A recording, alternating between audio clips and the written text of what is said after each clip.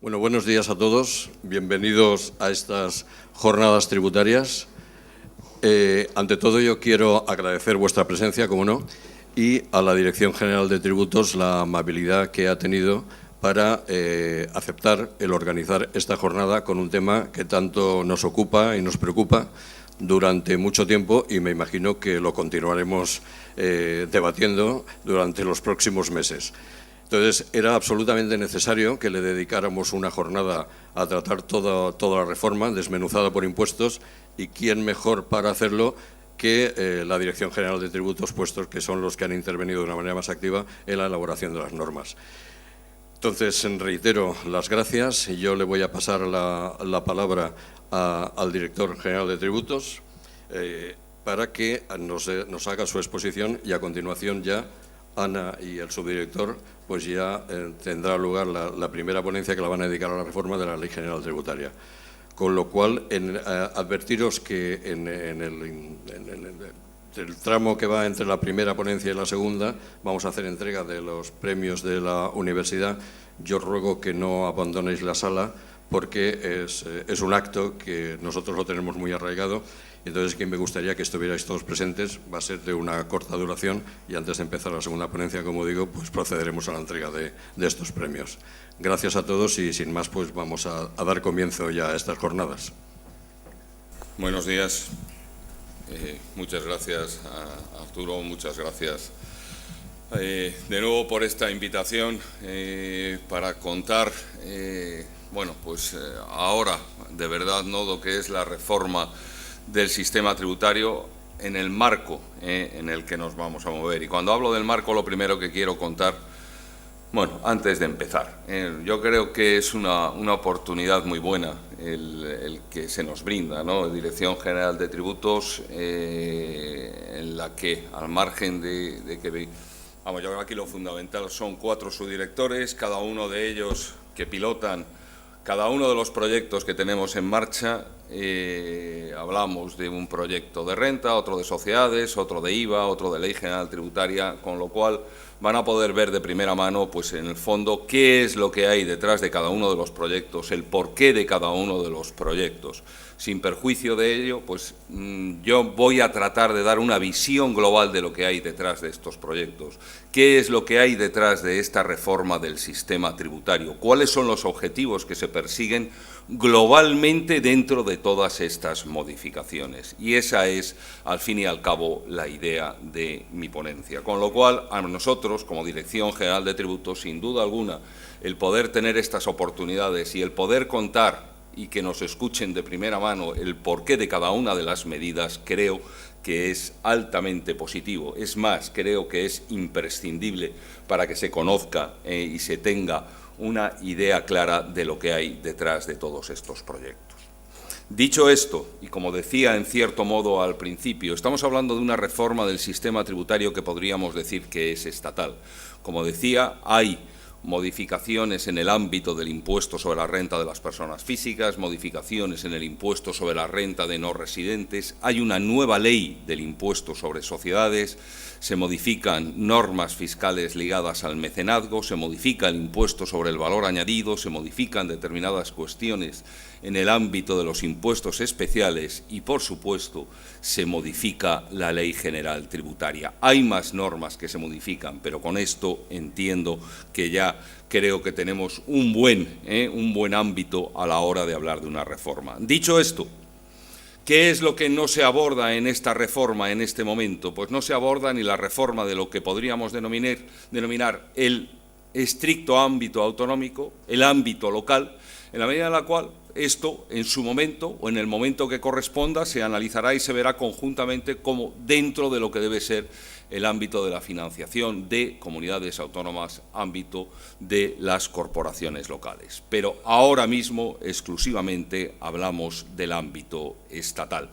Prueba de ello, que solamente se va a modificar el ámbito estatal. Recientemente ha habido una sentencia del Tribunal de Justicia de la Unión Europea en la cual invita a las autoridades españolas a modificar la normativa estatal en relación con la tributación de los residentes en otros estados de la Unión Europea o del espacio económico europeo. Y efectivamente así se va a hacer. y se modificará la normativa del impuesto sobre sucesiones y donaciones en la medida en la cual participen de una manera u otra las personas residentes en la Unión Europea o en el espacio económico europeo, pero solamente se modificará lo que atañe al ámbito estatal.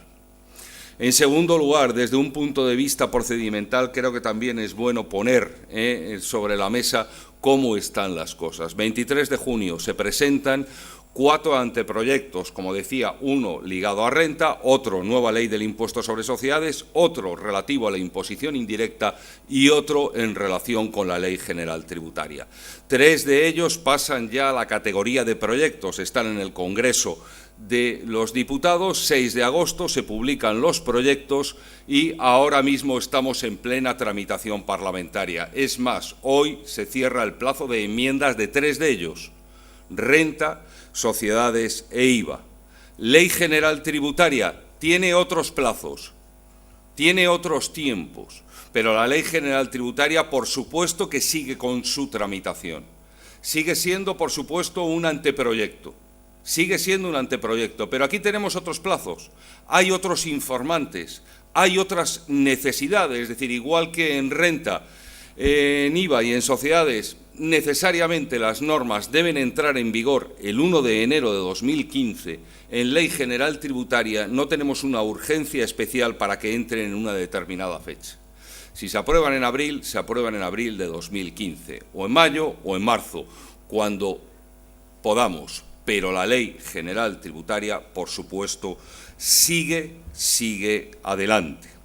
En relación con la tramitación de estos proyectos, hombre, yo creo que también hay que valorar positivamente, no voy a ser yo el que empiece a echar flores, no, pero yo creo que por fin, tras tantos años, o los últimos años donde los acontecimientos han impuesto muchas veces las normas que debían aprobarse, normas que se aprobaban o se han venido aprobando con excesiva urgencia, pero insisto, porque los acontecimientos marcaban las pautas de la política tributaria y el Real Decreto Ley, desgraciadamente, presidía muchas veces el quehacer de la política tributaria, pues ahora se ha ido, obviamente, en la medida en la cual estamos hablando de una reforma del sistema tributario, reforma estructural, estamos en un pleno proceso. Yo creo que es una tramitación muy positiva en donde participa claramente los afectados. No todas las leyes tienen un trámite de información pública como hemos tenido o estamos teniendo. Hemos tenido un trámite de información pública.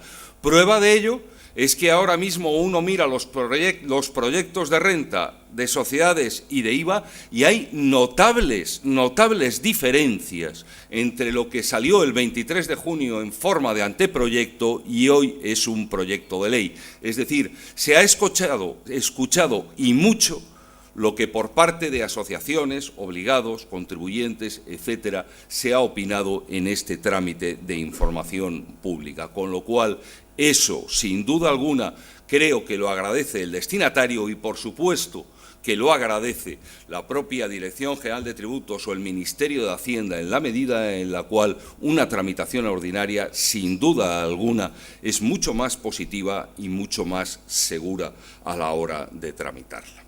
Dicho esto, ya me centro en qué es lo que hay detrás de esta reforma del sistema tributario. Hay una serie de objetivos y me gustaría contarlos globalmente y al hilo de alguno de estos objetivos contar alguna de las modificaciones, pero no las voy a contar con ningún detalle, en la medida en la cual luego cada uno de los subdirectores irán contando con ese debido detalle las modificaciones que hay detrás de cada una de las normas objeto de modificación. Primer objetivo y fundamental de esta reforma del sistema tributario: crecimiento económico. La verdad es que cuando hablamos de crecimiento económico hay este objetivo, al fin y al cabo, ¿en qué se plasma cuando hablamos de crecimiento económico? Pues este objetivo se trata de conseguir en la medida en la cual tanto en renta como en sociedades hay una rebaja tributaria. Rebaja tributaria que obviamente incrementará la renta disponible tanto de los contribuyentes de renta como de los contribuyentes del impuesto sobre sociedades. Se incrementará esa renta. Estamos hablando de una reforma cuyo coste está previsto que sea de 9.000 millones. Reforma que se hace en 2 años desde el punto de vista de lo que es la rebaja tributaria. Hay una fase 2015, primera, con una rebaja de tarifas y de tipos, y una segunda fase en 2016, rebaja de tarifa y de tipos. Lo que es o lo que son las modificaciones son sustanciales de los diferentes proyectos, como digo, entrarán en vigor el 1 de enero de 2015, pero tarifas y tipo de gravamen, la rebaja se produce en 2 fases. No olvidemos que estamos hablando de una rebaja muy notable, estamos hablando de 9.000 millones y el principio de consolidación fiscal no debemos dejarlo de lado. De una sola vez no se puede abordar una reforma con un coste tan elevado. Pero hablaba de crecimiento económico y de acuerdo con los estudios que se han realizado, este incremento de renta disponible en sede de los contribuyentes, de los obligados tributarios, en principio, de acuerdo con los estudios que se han realizado, está previsto que genere un crecimiento que puede oscilar entre el 0,53 y 0,55% del PIB. Es decir, estamos hablando de 5.000 millones de euros. Coste 9.000, crecimiento 0,55, es decir, más de 5.000 millones de euros. Como decía, para que se hagan una idea de lo que es esta rebaja en la tributación, en sociedades es muy sencillo. Donde hoy tenemos un 30, en 2015 tendremos un tipo del 28 y en 2016 tendremos un 25%. Y en el impuesto sobre la renta las tarifas obviamente rebajan todos y cada uno de los marginales de los tramos. Para que se hagan una idea, actualmente el tramo más bajo, el marginal más bajo, con el gravamen complementario está en el 24,75. En el año 2015 nos iremos al 20% y en el año 2016 nos iremos al 19%. Cambia indudablemente la amplitud del tramo, pero bajan notablemente esos tipos que, por supuesto, benefician a todos los contribuyentes. Y si me voy al marginal más alto, en la actualidad, ¿dónde estamos? En el 52%.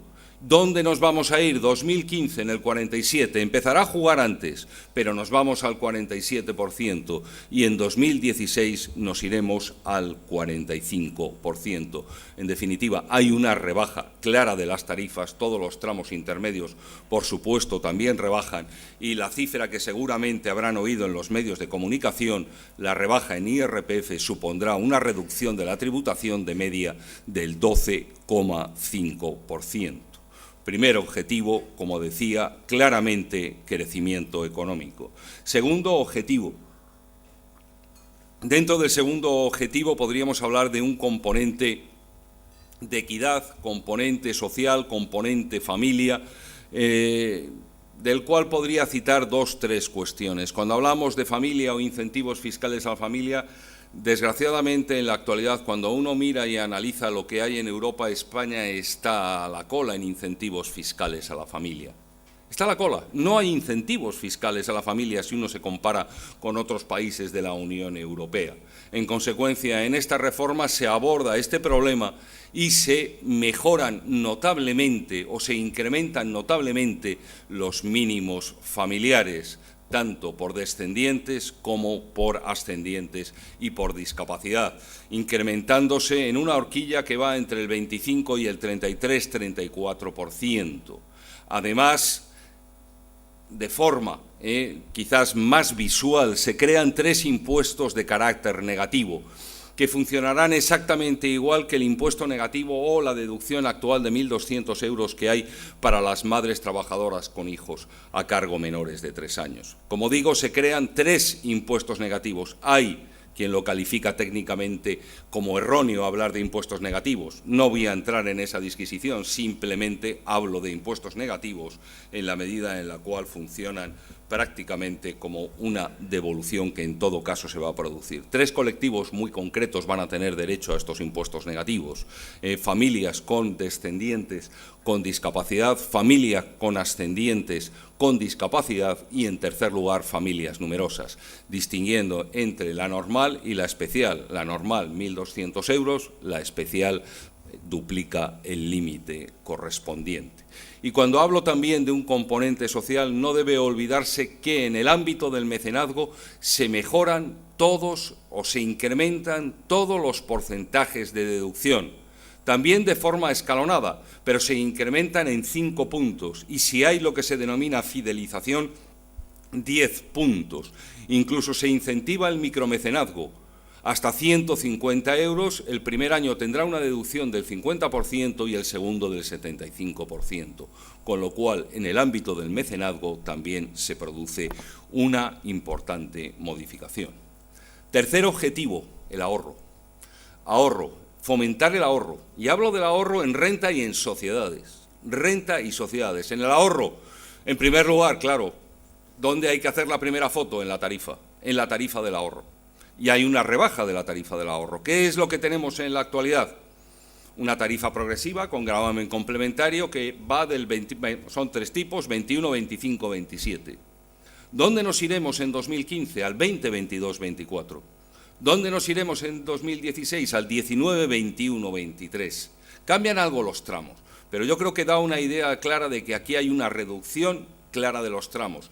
Se mantiene progresividad en una tarifa del ahorro. Se mantiene la progresividad, insisto, no podemos olvidarnos tampoco de la consolidación fiscal, pero la rebaja, sin duda alguna, es importante.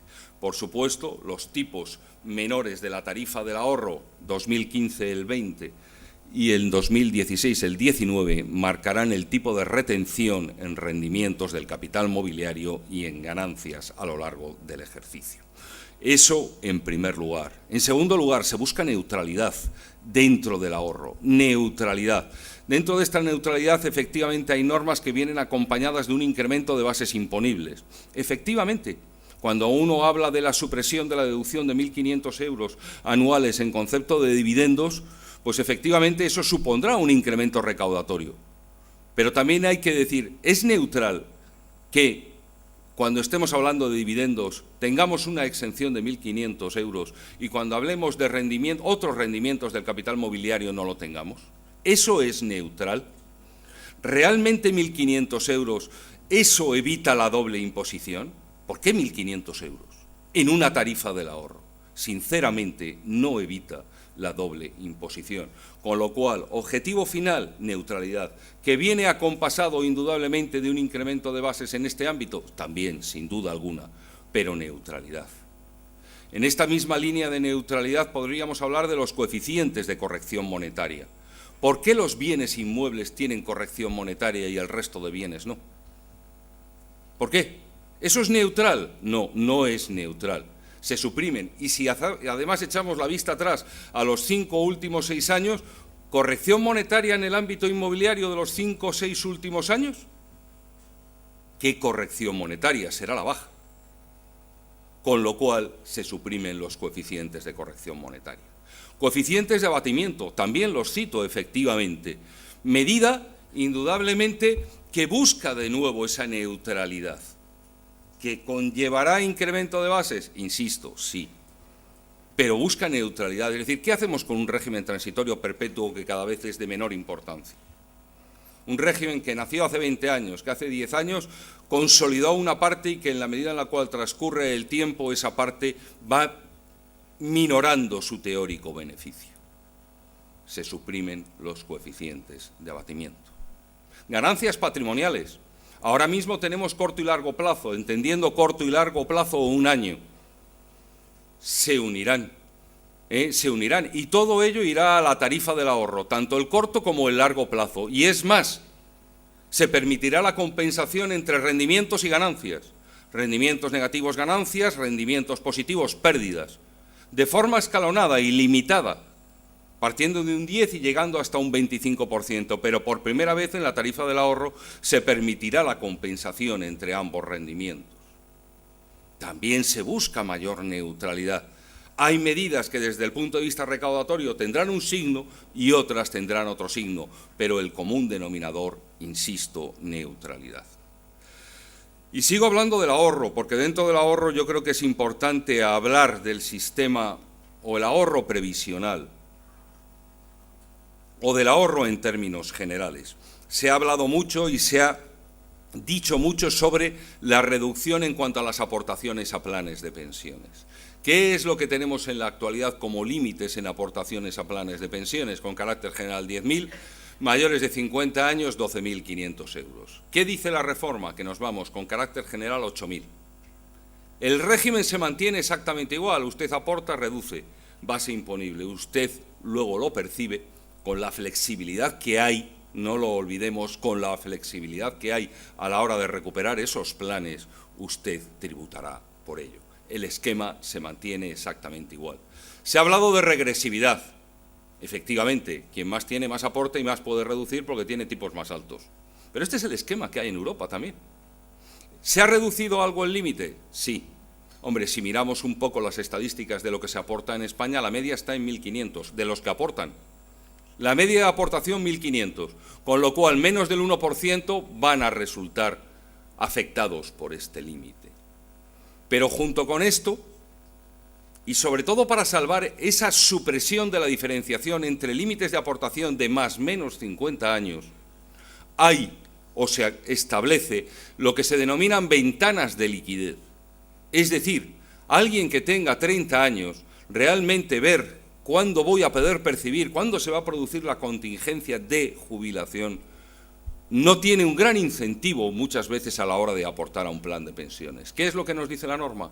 Pues ahora la norma nos dice que los planes de pensiones se podrán recuperar a los 10 años, sin requisito adicional alguno, con lo cual aquel que tenga 30, 35 o 40 no debe ver como algo que va a inmovilizar prácticamente toda la vida. Se abren, como digo, las ventanas de liquidez.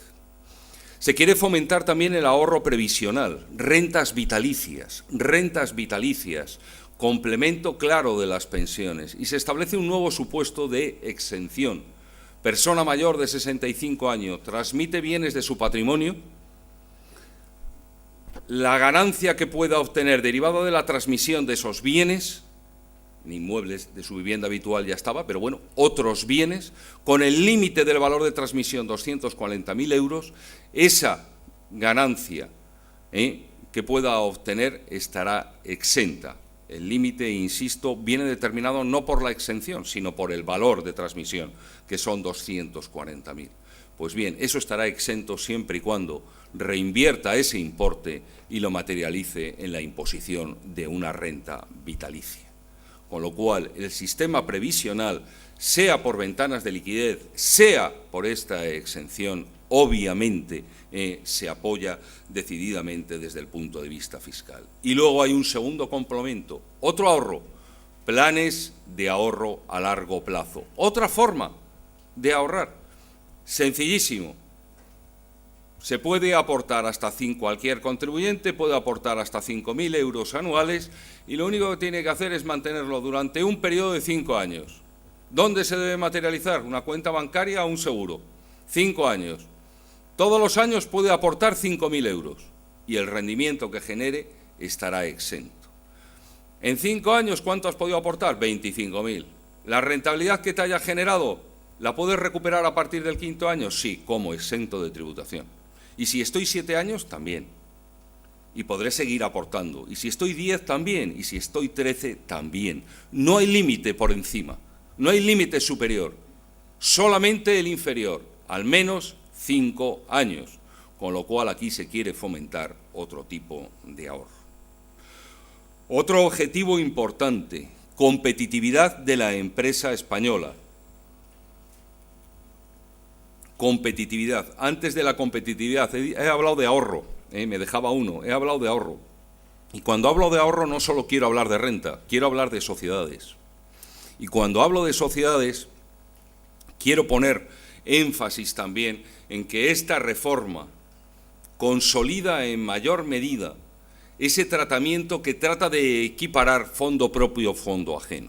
El Real Decreto Ley 12/2012 ya estableció una limitación a la deducibilidad de gastos financieros. Aquí, cuando uno mira el tratamiento fiscal del fondo propio y del fondo ajeno, es decir, si uno hace una foto fiscal, dice, pues casi prefiero fondos ajenos, intereses me los voy a deducir, fondo propio, pues no. Con lo cual, ese tratamiento dispar desde el punto de vista fiscal, cuando lo que realmente se quiere es que haya indudablemente una mayor capitalización, prueba de ello indudablemente es la situación de endeudamiento de la empresa española, lo que se quiere es una mayor capitalización.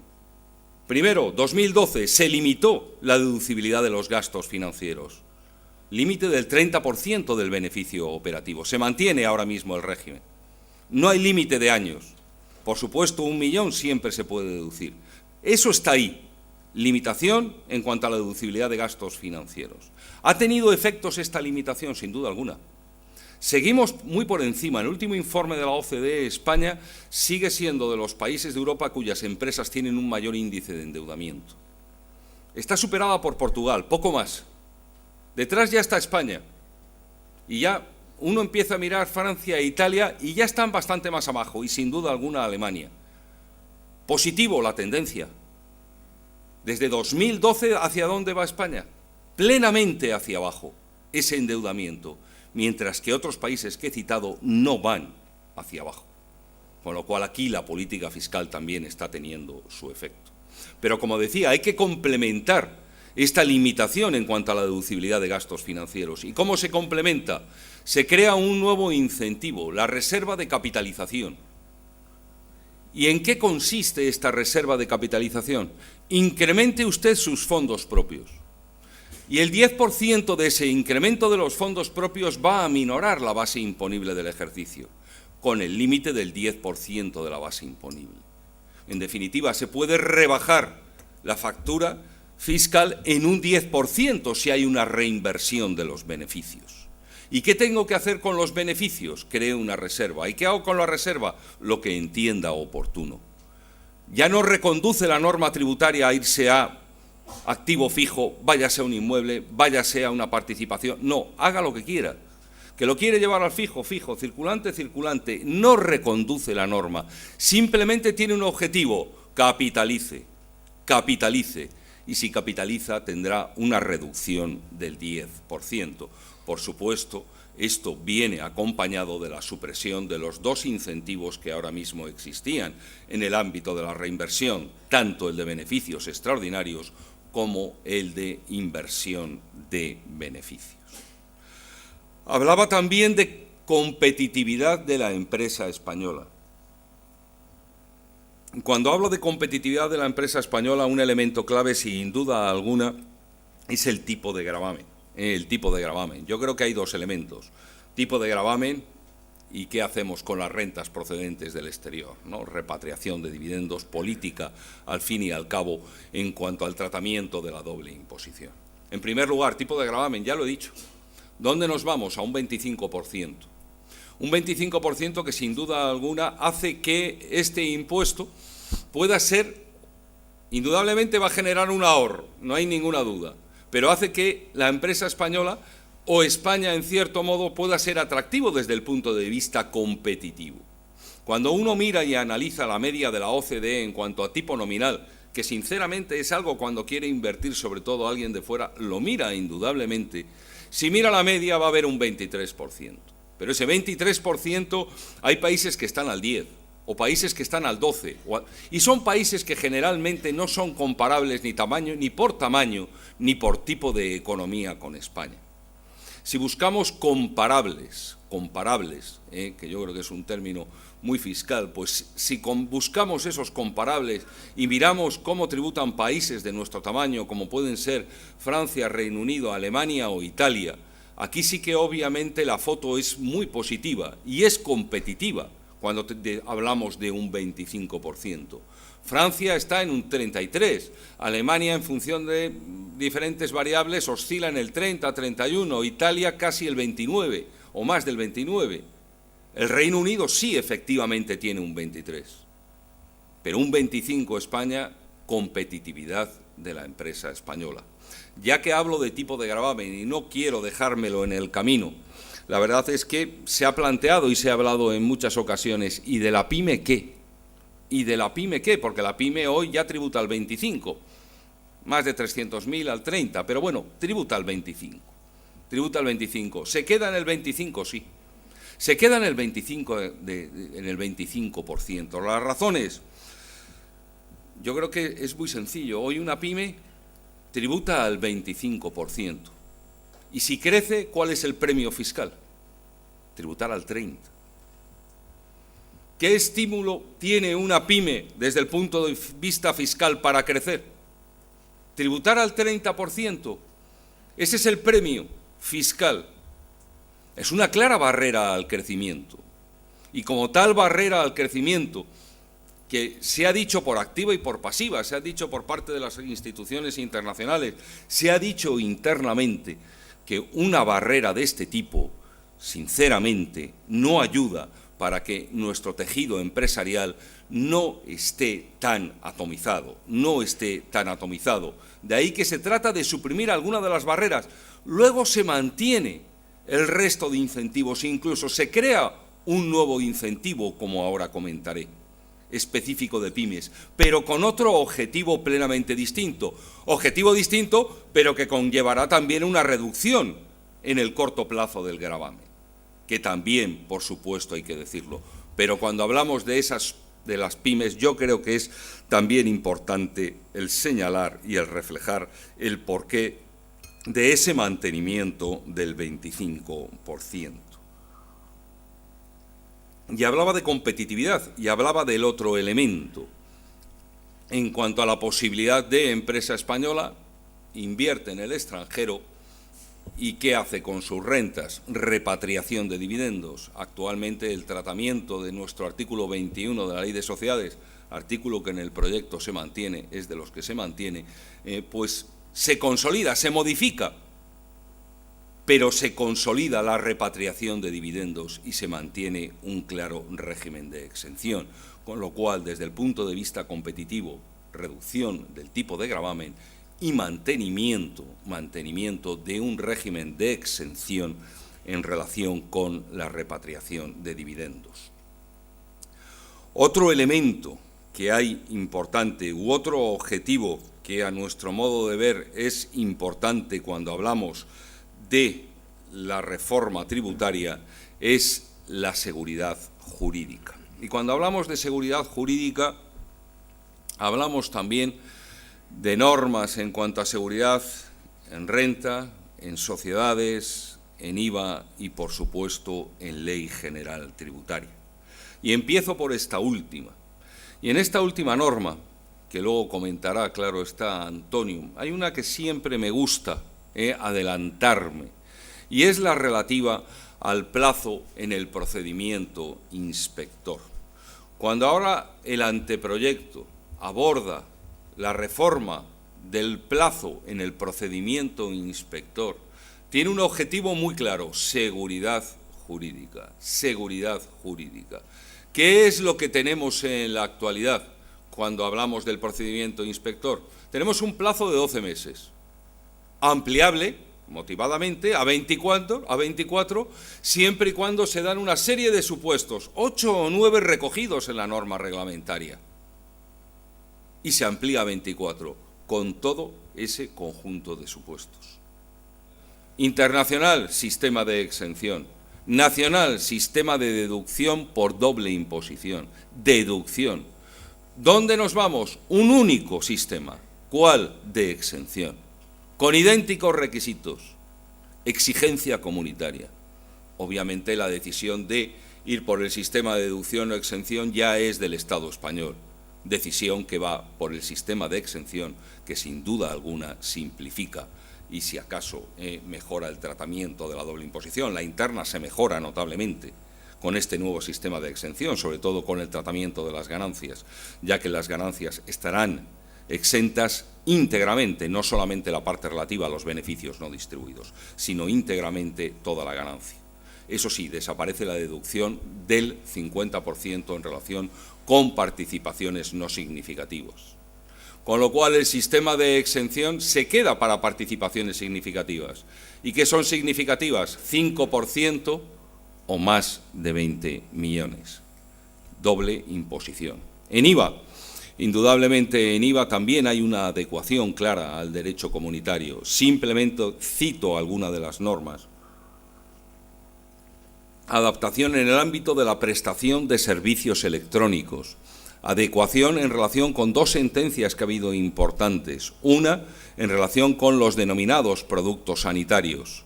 Y también hay una adecuación clara al régimen de agencias de viaje. Lo dejo ahí, sigo contando alguno más, pero dejo el tema de la adecuación al ámbito comunitario, pero sin duda alguna hay más normas. Es más, o muy ligado a ese ámbito, en la Ley General Tributaria se crea un procedimiento, se establece un procedimiento específico para las recuperaciones de ayudas de Estado ligadas al ámbito tributario. Otro objetivo, lucha contra el fraude fiscal. No podíamos dejarlo ahí de lado. Y hay también normas que tratan de luchar contra el fraude fiscal.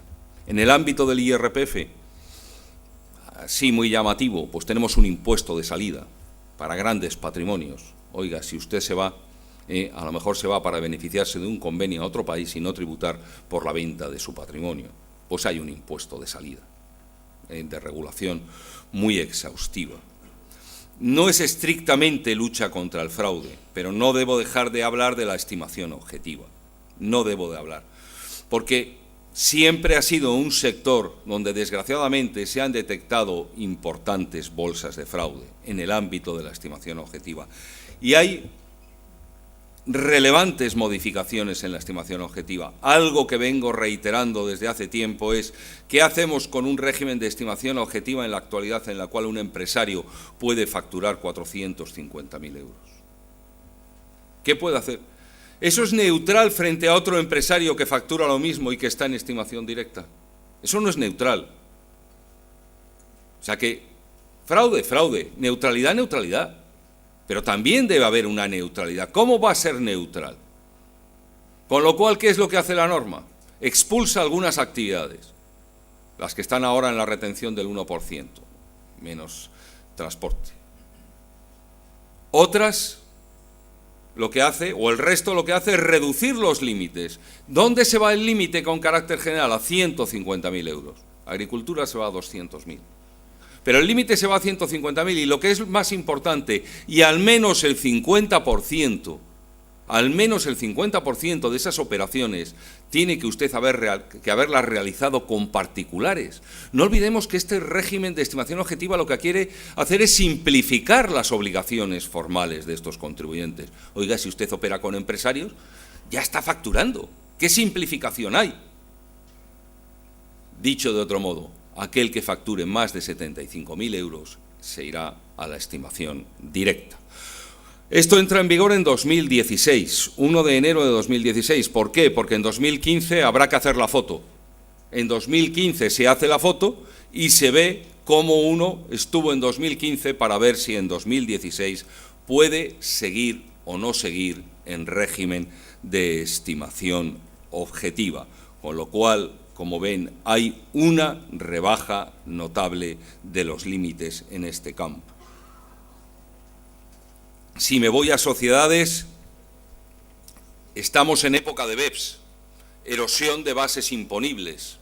Hay normas en relación con híbridos, hay normas en relación con transparencia fiscal internacional. En el ámbito del impuesto sobre el valor añadido, se establecen nuevos supuestos de inversión del sujeto pasivo. Inversión del sujeto pasivo, medida muy eficaz en la lucha contra el fraude, sobre todo en relación con las tramas de fraude. Y hay determinados productos que van a entrar de lleno en todo este ámbito de la inversión, determinados metales y determinados productos electrónicos, los móviles, las tabletas o los portátiles. Hay especialidades luego cuantitativas, pero inversión del sujeto pasivo, al hilo de lo que se viene haciendo al amparo de la directiva comunitaria y viendo lo que se está haciendo en otros países. insisto, para luchar también de forma coordinada respecto de estas tramas de IVA. Indudablemente, en Ley General Tributaria también hay normas de lucha contra el fraude. Hay normas de lucha contra el fraude. No voy a hablar, porque lo va a contar ya y me estoy excediendo indudablemente de tiempo, de la posibilidad de liquidar en el ámbito administrativa cuando haya indicios de delito, o la posibilidad de establecer determinados supuestos de sanción cuando hablamos del conflicto en aplicación de la norma tributaria. Se aclara, en cierto modo se refuerza el régimen de estimación indirecta. En fin, hay normas que tratan de reforzar también la lucha contra el fraude. Y hay alguna norma, ya que hablo de Ley General Tributaria, que también apunta hacia la seguridad jurídica, independientemente de que en fase de anteproyecto a proyecto, indudablemente, siempre pueden surgir nuevas opciones. Hay una norma que está ahí un tanto, que por lo menos no ha llamado demasiado la atención, que es el artículo 12.3 de la Ley General Tributaria, en donde se contemplan que los órganos que tienen la competencia para preparar o elaborar las normas tributarias, creo que ya saben a qué órganos se están refiriendo la norma, van a poder dictar disposiciones interpretativas de carácter vinculante para las que tienen luego que aplicar los tributos. Actualmente el 12 habla de la orden ministerial. Ahora, es decir, en el fondo tratando de hacer un mayor uso, con mayor seguridad, se contempla esa rebaja teórica en el rango para dictar esas disposiciones cuando se entiendan oportunas, disposiciones cuyo objeto no es otro que el tratar de dar de forma mucho más ágil seguridad. Por último, o por penúltimo, lo siento, hay normas también simplificadoras. Normas simplificadoras. Dos ejemplos. En sociedades, actualmente tenemos unas tablas de amortización en donde me parece que hay 640 coeficientes. Vamos a pasar a 30 y tantos. Objetivo, simplificar. Y sinceramente, en toda la tramitación que llevamos, no hay problemas. O sea, la gente se ha hecho su foto y no tiene problemas. ¿Hay otros métodos? Hay otros métodos de amortización. ¿Se mantienen?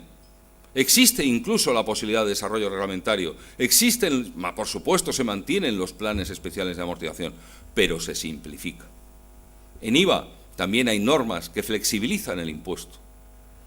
En el ámbito de las modificaciones de bases imponibles, de nuevo se flexibiliza y la PYME podrá modificar a los 6 o a los 12 meses, por ejemplo, o se amplía el plazo de modificación en el ámbito concursal de 1 a 3 meses. Se modifica y se flexibiliza la posibilidad de devolver el IVA a los no establecidos incluso cuando no haya reciprocidad, ligado a ferias, exposiciones, etcétera. Ámbito turístico, importante para España, para atraer en mayor medida a este sector, devolver el IVA a los no establecidos incluso cuando no haya acuerdo de reciprocidad. El IVA a la importación, en las condiciones que se establezcan reglamentariamente, no habrá que pagarlo o adelantarlo con el DUA. Se podrá ingresar conjuntamente conjuntamente, se compensará al fin y al cabo en la propia declaración liquidación. No se adelantará o no será necesario para determinados colectivos de acuerdo con lo que se establezca reglamentariamente. Y por último, yo que creo que ya me estoy excediendo, es decir, hay uno final muy importante. Estamos hablando de una reforma, por supuesto, con una vocación estructural. Casi voy a terminar con lo que decía al principio. Han sido varios años en donde se han ido aprobando diferentes normas que, insisto, en la mayoría de las ocasiones venían marcadas por los acontecimientos, no hace falta echar mucho la vista atrás, y ahora se aborda una reforma con estos objetivos claros, insisto: crecimiento, equidad, neutralidad, competitividad, seguridad, lucha contra el fraude, simplificación, flexibilización. En todas las normas, de una forma u otra, estos objetivos están detrás. Pero sobre todo, insisto, que sea estructural y que tengamos una norma, un marco tributario más duradero, sin duda alguna, y, por supuesto, más seguro. Muchísimas gracias.